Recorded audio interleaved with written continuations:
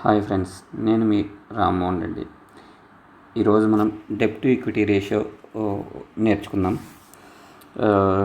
Debt to equity ratio అందరూ ఏమంటారంటే యాక్చువల్గా బిలో 1 లేదా బిలో 1 ఉండాలి అంటారు. యాక్చువల్గా ఇది అన్ని కంపెనీస్కు ఒకే విధంగా ఉండదు. ఫర్ సపోజ్ మీరు చూసుకున్నారంటే క్యాపిటల్ ఇంటెన్సివ్ కంపెనీస్ అంటే పెట్టుబడి ఎక్కువ పెట్టడం, లైక్ ఇన్ఫ్రాస్ట్రక్చర్ కంపెనీస్, దాని తర్వాత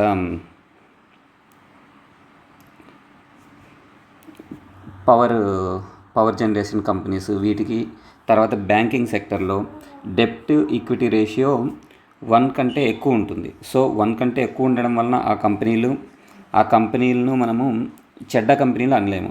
బట్ ఏంటంటే సెక్టర్కు డెట్ టు ఈక్విటీ రేషియో అనేది చేంజ్ అవుతూ ఉంటుంది. ఫర్ ఎగ్జాంపుల్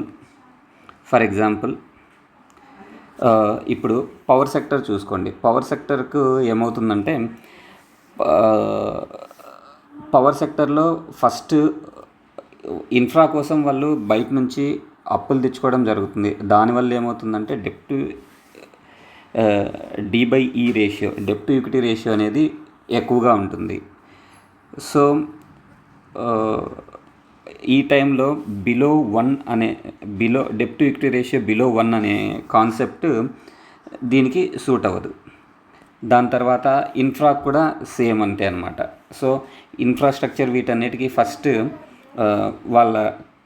వాళ్ళకు క్యాష్ ఫ్లో అనేది స్టార్టింగ్లో తక్కువ ఉంటుంది. సో దానికోసం వాళ్ళు బయట నుంచి అప్పులు తీసుకురావాల్సి వస్తుంది. సో దానివల్ల కూడా ఇన్ఫ్రాస్ట్రక్చర్లో కూడా డెట్ టు ఈక్విటీ రేషియో అనేది చాలా ఎక్కువగా ఉంటుంది. దానివల్ల ఇన్ఫ్రాస్ట్రక్చర్ కంపెనీలన్నీ మంచివని కాదు. So det to equity ratio అనేది ఇండస్ట్రీ నుంచి ఇండస్ట్రీకి మారుతూ ఉంటుంది. ఫర్ ఎగ్జాంపుల్ చూడండి, ఇన్ఫర్మేషన్ టెక్నాలజీ వాటిలో అయితే అసలు డెట్ టు ఈక్విటీ రేషియో అనేది ప్రతి కంపెనీకి కూడా చాలా చాలా తక్కువ ఉంటుంది. So det to equity ratio అనేది మీరు ఎప్పుడైనా కంపేర్ చేసేటప్పుడు ఏ సెక్టర్లో చూస్తున్నారు, సెక్టర్కు డెట్ టు ఈక్విటీ రేషియో అనేది మారుతూ ఉంటుంది. సో దాన్ని బేస్ చేసుకొని డెట్ టు ఈక్విటీ రేషియో ఏ ఇండస్ట్రీకి ఎలా ఉంటుందనేది కూడా ఒకసారి కన్సిడర్ చేసుకోండి. Thank you.